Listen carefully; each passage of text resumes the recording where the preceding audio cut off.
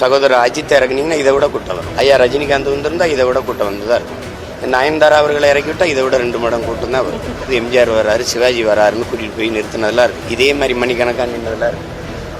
அதான் நீங்கள் எதுவும் காட்டினீங்களே, திரண்டிருக்காங்க, அது பரப்புரையே ஆரம்பிச்சிருக்காரு, அவ்வளோதான். நீங்கள் எப்படி பார்க்குறீங்க?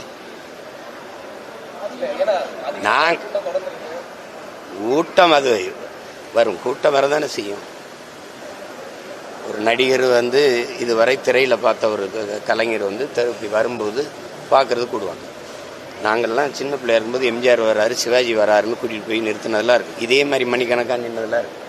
கடைசியாக அவர் வரலை, அப்படியே போயிட்டார் பரமக்குடியோடன்னு இளையாங்குடியில் நாங்கள் நின்று ஏமாந்து திரும்பினதெல்லாம் இருக்குது.